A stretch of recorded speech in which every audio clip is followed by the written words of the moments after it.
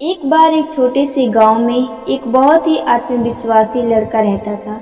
उसकी औकात बहुत कम थी, लेकिन वह खुद को बड़ा बनाने का सपना देखता था।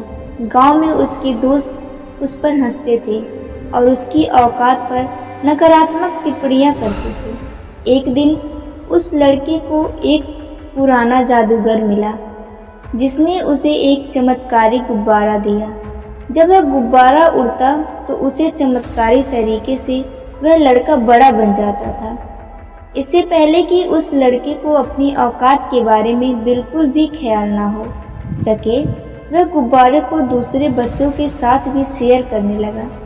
अब वह खुद को और भी अधिक बड़ा महसूस करने लगा और अपनी औकात भूल गया। उसके दोस्त भी इसका फ़ायदा उठाने लगे और उससे गुब्बारे मांगने लगे। अब वह लड़का इतने बड़े गुब्बारे नहीं दे पाता था और उसके दोस्त उसका मजाक बनाने लगे। फिर एक दिन गांव में एक मेला आया। वह जादूगर वहां भी था और उस लड़के को देखकर मुस्कुराया। जादूगर ने उसे पुराना गुब्बारा वापस दिया और कहा, तू अपनी औकात को कभी भूल मत जाना।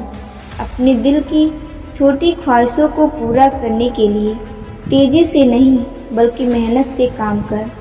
औकात पर गर्व करना और उसे सुधारने का प्रयास करना ही विजयी बनाता है। उस दिन से उस लड़के ने अपनी औकात को स्वीकार लिया और मेहनत करके अपने सपनों को पूरा करना शुरू किया। उसके दोस्त भी उसे सम्मान करने लगे और उसके साथ मिलकर वे अपने जीवन को सफलता की ऊंचाइयों तक पहुंचाया। इस कहानी से हमें यह सीख मिलती है कि हमें अपनी औकात को न सिर्फ स्वीकारना चाहिए बल्कि उसे सुधारने का प्रयास करना भी जरूरी है। सफलता के लिए मेहनत और समर्पण बहुत ज़रूरी है। प्लीज़ दोस्तों, कहानी अच्छी लगी हो तो वीडियो को लाइक शेयर और सब्सक्राइब जरूर करें। धन्यवाद।